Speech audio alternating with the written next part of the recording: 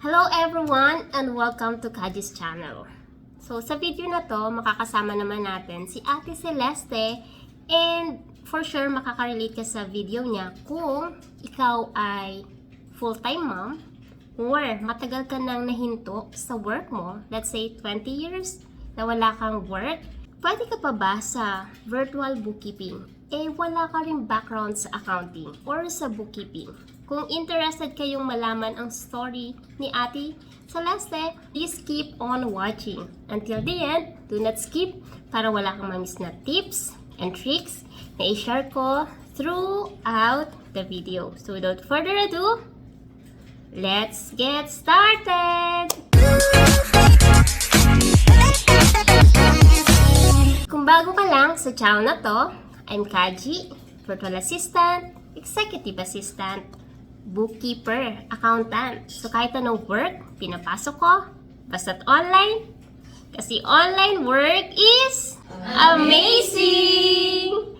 So sa channel na to, dinidiscuss natin more on online work, tips and tricks, and mga success stories. So kung interested ka sa mga topics na yon, please consider subscribing and don't forget to hit the notification bell para wala kang ma-miss na video na ina-upload ni Kaji every single week. So, let's welcome Ate Celeste. Hello po and welcome to Kaji's channel. So, would you like to introduce yourself po sa mga nanonood ng video na to? And yeah, kahit anong information na gusto mong i-share about yourself, you can share that. Yes, I'm Celeste Kakda. I'm 34 years old. So, I'm story coach. 20 years ako full-time mom. So, pagka kasal na ng husband ko, tapos after a year lang po, nung magkaroon na kami ng baby, so I decided na mag-stop na mag-work kasi hindi ko po kayang pagsabayin yung may aalagaan kang family at tapos yung work ko ng sa planta. So, 12 hours a day. Tapos, 6 days a week. So, sabi ko, hindi ko talaga kakayanin. So, nag-decide kami ng husband ko na ako sa family muna, mag-take care siya na magpa-provide sa amin. So, ang nangyari, coach, yun nga, 20 years akong okay naman, happy naman, okay naman kami financially, hindi mayaman, hindi masyadong well-off, pero nakakasustain naman. Kaya lang sa hindi inaasahang pagkakataon, ikasakit yung husband ko last year. So, na-stroke siya. And talagang nawindang talaga ako ng coach kasi parang paano na siya na yung provider namin. So sabi ko, paano nang gagawin ko? Ano naman akong trabaho? And sa isip-isip ko, paano akong babalik sa industry? 20 years na akong work. So talagang settled na ako maging full-time mom. Full-time housewife. Yan. So doon talaga sabi na maraming sabi, mag-VA ka. Iniisip ko, wala akong ka-idea sa VA na yan. Talagang hindi ko mapasok sa isip. Naririnig ko siya pero wala akong interest noon kasi parang wala lang ganon. Tapos hanggang sa makalma na yung sitwasyon namin pero andun pa rin yung mga problema na kakaharapin. Paano financially, talagang yung number one, financially, paano. Hanggang sabi ko, hindi ako pwedeng umalis ng bahay na bumalik sa industry kasi hindi ko na mag-aasikaso sa mga bata at sa husband ko. So sabi ko talagang kailangan work from home. Tapos, doon ako nag-start mag-YouTube. Tinignan ko kung ano yung, ang dami pala ng coach, ang daming klase ng VA. Sabi ko, ano bang ganyung klase ng VA nga gawin ko? Sabi ko, ano ba yung kaya ko? Tapos kaka-search kong ganyan, napunta ako doon sa YouTube channel yung coach. Tapos sabi ko, pinanood. Yung una parang sabi ko, hindi ko yata kakayanin. Hanggang sige lang, panood lang ako ng panood ng mga videos nyo. And then, sabi ko sa sarili ko, ito talaga, ito na yung gusto ko, ito yung kaya kong gawin. Tapos napaka-ganda pa ng mga YouTube videos nyo kasi talagang concise, informative talaga siya. So nanood, pero sabi ko parang kulang pa tong YouTube na to. Sabi ko, parang ano lang siya, overview lang. So sabi ko, paano ko matututunan? Sabi ko, ganyan, parang ang hirap mo siyang papanoorin na hindi mo siya i-apply. Kasi ito talaga yung matututunan mo. Tapos hanggang nakita ko po na may mga courses kayo na offer. Nung una sabi ko, hindi ko kaya. Kasi sabi ko, parang hindi ko pa kaya sa ngayon. Lalo ngayon, nakaharap kami sa financial problem. Tapos hanggang sa pinakamagandang pagkakataon, nagbigay ng promo coach. Ginram ko talaga yung chance na yun na promo. Tapos hanggang nag-enroll ako nung promo na yun, talagang ilang days na lang bago mag-cut off. Tapos hanggang sa nagkaroon din ako kasi meron akong thyroid problem. And talagang before nagkasakit yung husband ko, naka-due ako for operation. Talagang yung check-up ko noon, before ng surgery talaga, doon na-stroke yung husband ko sa paliban yung magpapa-opera ko. And then, nung okay na yung husband ko na medyo kaya ko na muna siyang iwanan sandali, pinurso na namin yung operation kasi natatakot kami patagalin pa. And then habang naka-confine ako, Doc, yun yung first Zoom meeting natin. As in talagang kaka-opera ko pala, parang kinabukasan pala ng opera ko, nag-join ako ng Zoom meeting. Kasi talagang gusto ko talagang na-experience kung paano maging makasama sa community. And then from nung pauwi na sa bahay, doon ko na sinimulan yung course. Eh, tapos nakakatawa pa ng course coach habang pinapanood ko yun. Sabi ko na, eto na yung mga worries ko. Sabi ko ganyan, ano ilalagay ko sa resume ko. Talagang yun nakakapagpa-worry sa akin. Wala akong work experience na extensive kasi nga huminto rin ako kaagad. Parang ilang years lang ako nagtrabaho, huminto na kaagad ako. Wala ako lalong VA experience. Sabi ko, ano ilalagay ko sa resume ko? Tapos hanggang, yun, tinayuhan mo ko, coach ko, ano yung mga, ano ko lang yung skills ko, kung paano ko pagagandahin yung resume, nandun po lahat sa course nyo. And then, ayun, hanggang sa sinimulan ko na siya, sabi ko, baka naukulitan na si coach sa akin kasi, sana yung message ko sa Slack. Sabi ko, coach, paano to, ganyan. Kasi talagang, gusto kong ano yung parang answer key. Gusto kong talagang magpareha sila. Kaya kada item na hindi nagpaparehas, talagang binubulabog ko si coach, kakatanong. So sabi ko, ito yung benefit ng may naka-enroll kay coach kasi yun yung hindi mapapantayan talaga, yung anytime na meron kang hindi maintindihan, andyan yung support system. Hindi man kayo available coach, pero lahat ng staff yung team nyo handang mag-respond. So yun talaga yung sabi ko na napaka-importanting factor yung may magtatanungan ka. Kasi hindi naman lahat na YouTube, hindi lahat na i-google. So, mag-spend ka ng napakamaraming oras para basahin yung napakadami-dami, tapos hindi mo rin naman makukuha yung pinaka-concise answer na gusto mo. So, sa inyo coach, yun yung talagang blessing na andyan yung support system niyo. Kahit na ang tagal na namin naka-enroll, kahit tapos na namin yung course, basta may tanong, ayun, ready ko pa sumagot coach. Po. Oh, thank you so much, Celeste. Hindi ko alam na ganun yung background mo sa bago ka mag-start and sobrang natatouch ako. Kanina naiyak ako, pero thank you so much pa sa pag-share ng story mo and sana okay ka na and yung husband mo okay na din. So, ngayon, di ba, saan ka ba nag-join? Sa course or sa challenge? Doon sa course coach, yung pinakaunang-una yung panglumang course coach ang naabutan ko bago kayo palit ng 2023 ata ang coach. Opo. So, nung course yon, di ba, South Asia? So, nung nag-purchase ka ng course, gaano ka katagal bago ka magkaroon ng client? Kung medyo matagal ko coach kasi parang halo-halo talaga yung pinagdaanan ko coach. Sabi ko nga sa email ko sa inyo, hindi naging madali yung bookkeeping career ko kasi andun yung meron akong pinapagaling ko pa yung sarili ko nagpapagaling ako, nag-aaral ako yung course niya coach. Pinapanood ko yun. Tapos hanggang nag-iintindi ko rin ako sa therapy ng husband ko. So talagang andun yung struggle na mawawalan ka ng self-confidence. Sabi ko, kakayanin ko ba to? Pero kada magbubukas ako ng Facebook, makikita ko po yung mga post mo na parang motivational. Yun doon ko na na sige, magtuloy ka lang.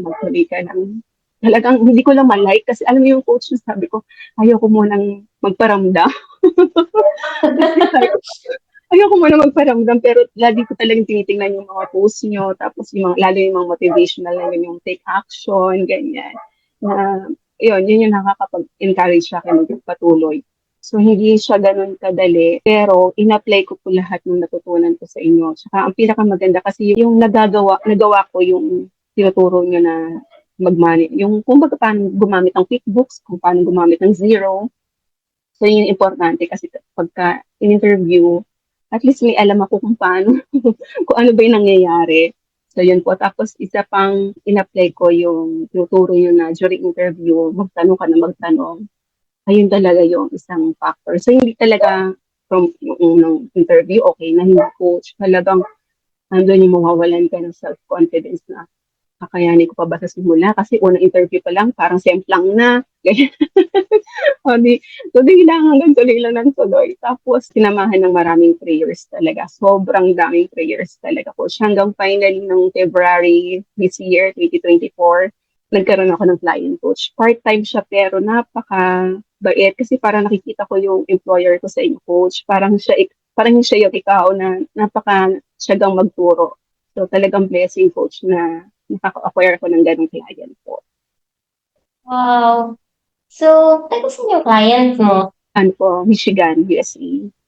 Sa USA. So, ano ka, nag-work gabi or araw? Flexible naman po yung binigay niya sa akin. Yung pa isa, Wow. kasi tinanong niya kung ano yung availability ko. Di syempre, hindi ka pwede mamili. Di o, first, ano mo, job. Sabi ko, okay ako kahit na gabi sa atin, umaga sa kanila. So, okay ako sa ganun.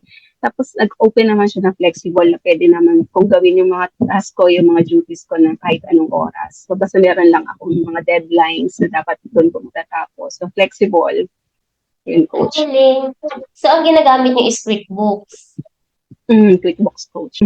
In-enroll ko po sa inyo una yung zero, tapos Mm. yung luma, tapos hanggang nagkaroon po kayo nung bago sa QuickBooks, in-enroll ko din po yon. So talagang nagamit ko sila parehas. Yung coach. Galing. Pero ilang oras ka sa sa work?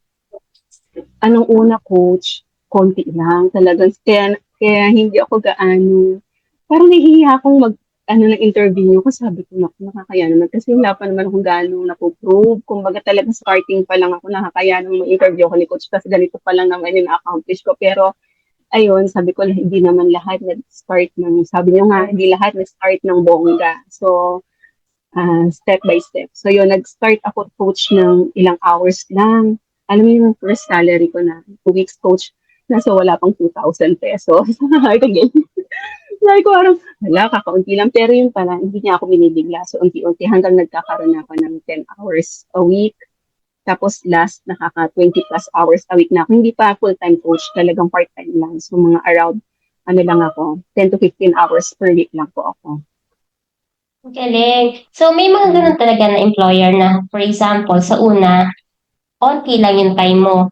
Kasi, kumbaga, parang inassess ka pa niya kung paano ka mag-work, kung paano ka makipag-communicate, and paano mo na-handle yung mga tasks na throw niya sa'yo. So, once na makita niya yung potential mo, doon siya mag-aan na mag-aan. And doon din mag-i-increase yung hours mo and of course yung income mo. So, may mga clients talaga na ganyan. And nakakatuwa lang kasi, di ba, part-time siya tapos flexible. Imagine nasa US yung clients mo pero ikaw ay nag-work na anytime na gusto mo. And ang maganda pa dyan is, di ba, kasi yung iba kasi iniisip nila na I'm too old for this. Yes, Tama. coach. Pero kapag dating sa ganito, walang edad-edad. Question, nung ikaw Yes. ba nag-apply, tinanong ka ba niya how old are you? Hindi naman, coach. Hindi niya, wala O, siyang diba? ganong tinanong na personal sa akin. Basta ako pa nga lang, syempre, yung unang salang sa interview, yung tell me about yourself, ganyan. So, nilinyahan ko talaga, sinabi ko na wala akong work experience, ganyan. Yun lang. Tapos, nagtanong na siya ng konti tungkol sa QuickBooks, ganyan. Tapos, nung bandang huli, ayan na nga, parang hindi na siya gano'n magtanong. Yung turo mo, coach, ako na nagtanong. And, yun, maganda kasi yung parang napuprove mo nga na siguro nakikita nila pag nagtatanong ka na may alam ka kahit pa paano. So, talagang patok na patok yung turo mo, coach, na magtanong. Oo, kasi ikaw yung mag-isa ng question, di ba? So, unahan mo na. As long as related yung tinatanong mo dun sa gagawin mo or dun sa company or dun sa tatrabahuhin mo. So, nakakatawa. So, ano sabi ng husband mo ngayon na meron ka ng work na nandyan ka, pero nandiyan ka sa house? Opo, yun nga. Kasi hanggang ngayon hindi pa rin siya nakakabalik sa work niya. Although, naka-indefinite leave, pero hindi pa kaya. Malaki na improvement niya, coach, pero hindi pa kaya. Yun nga, nagpapasalamat siya. Sabi niya, sorry. Sabi niya, parang nagpapasalamat siya na kahit paano meron kaming income. Ganyan. Na hindi ko akalain, coach, na wala talaga sa hinagap ko na magkakaroon ako ng ganito. na kaya ko pa palang kumita. Gano'n. After 20 years. Kung dati parang napapanood mo lang na, ay oo nga, sila kumikita online. So, kaya mo din pala, di ba? So, kung kaya ng iba, kaya mo din. Kailangan lang Tama. talaga is mag-take ka ng action. Yes, coach. Talagang una talaga mawiwindang ka, mawawala ng self-confidence. Pero yun nga, tuloy lang, take action, tapos little step at a time. So, hindi natin makukuha agad-agad. Yun, parang sinabi mo rin na hindi naman lahat nag-umpisa ng maraming alam. So, lahat nag-umpisa ng kakaunti lang, basic. So, na-prove ko po talaga sa aking coach kasi walang-wala talaga coach akong kaalam-alam dito. Talagang nood-nood lang ako nung ng course nyo at saka ng mga YouTube videos. Okay. Diba sabi mo kanina, 20 years ka na walang work. How about yung pagka-techie mo sa computer? Kung i-rate mo yung sarili mo, before, nung nag-take ka pa lang ng course, paano mo i-rate yung sarili mo? 1 to 10, 10 being the highest. Sa computer skills coach, Mm. so, dati nasa 5 ako, sabi ko mga nasa 7 na ako ngayon coach. Tumataas, di ba? Kasi talagang dati, yung simpleng Microsoft Word lang, Excel, konti lang, mga basic lang. Kasi hindi mo talaga siya malalaman, matututunan hanggat hindi mo ginagawa. Araw-araw ko din sa bahay lang. Wala naman akong paggagamitan ng ganung coach. Kaya talagang basic lang yung alam ko. Hanggang eto na, ayun, marami na akong natutunan ko rin Slack. Unang-una sa inyo, buti nga coach, naka-Slack tayo. Kasi pagdating ng client ko, Slack din yung ginagamit niya. So medyo kabisado ko na kung paano siya gawain. Ayun, tapos yun nga yung sa mga software, yung QBON, Zero, ayan, kung paano mag-Zoom, yung email. So dati talagang, okay, email, ganyan, titignan ko lang, pero hindi ko masyadong nagagamit kasi sa bahay nga lang ako. Pero ngayon, gamit na gamit coach. So, Gamit. nag-7 na ako. Ang galing. Alam mo, Celeste, yung story mo, for sure maraming makaka-relate.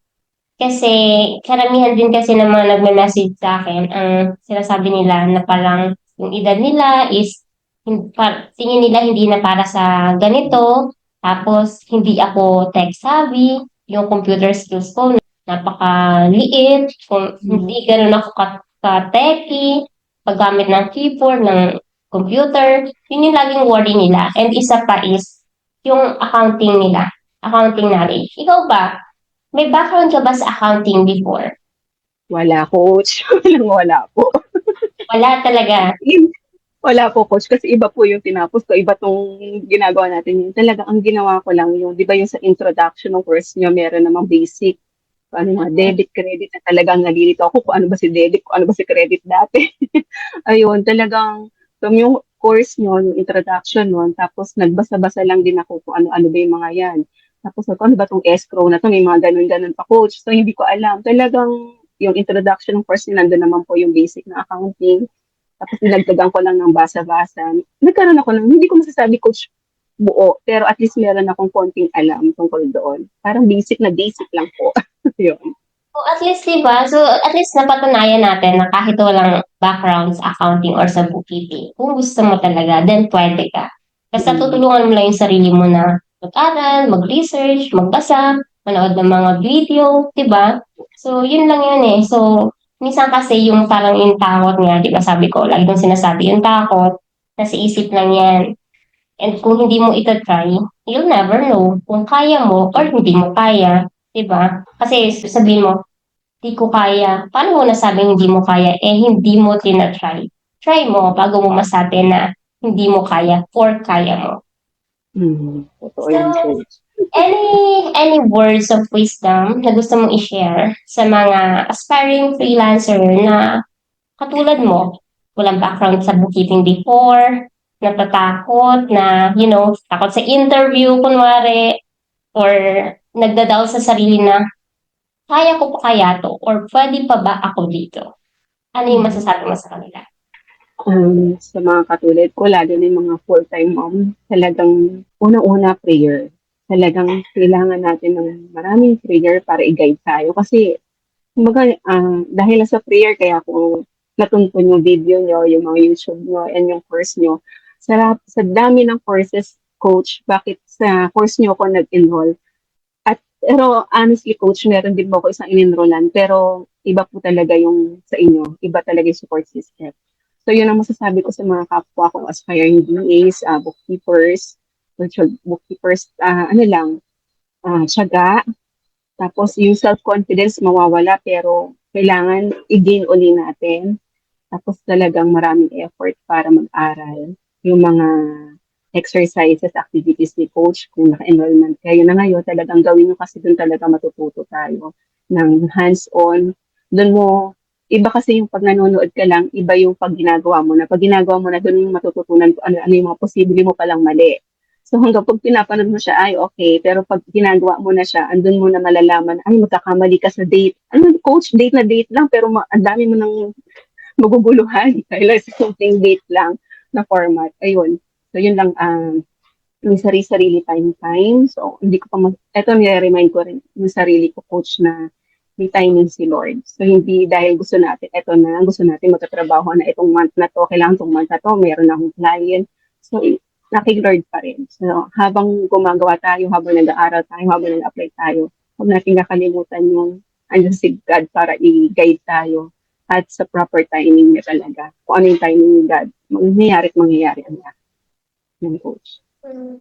Oh, thank you so much po sa pag-share and for sure maraming makaka-relate sa story mo.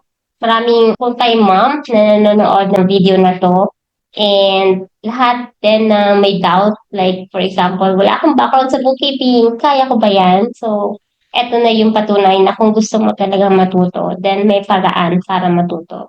So, thank you so much po sa time mo today and I'm looking forward na makahear pa ng maraming wins sa'yo. So, sabi ko nga, mahirap siya, pero once na magkaroon ka ng isa, tuloy-tuloy na yan. So, pero ganun pa rin. Take action, maghanap ng clients, mag-send ng proposal para madagdagan siya. So, thank you so much po sa time mo and I know you're busy po. So, thank you so much. So, sobrang na-appreciate ko lahat po ng good feedback mo about my team and sa course ni Kaji. Thank you so much po. Thank you, coach. Salamat po. So, sana marami kayong natutunan at nagustuhan nyo ang story na to. If you want more videos or interviews like this, just let me know sa comment section and Kaji will try to interview more mentee na galing sa community ni Kaji. So, that's all for today and I hope to see you again sa next video ko. Bye!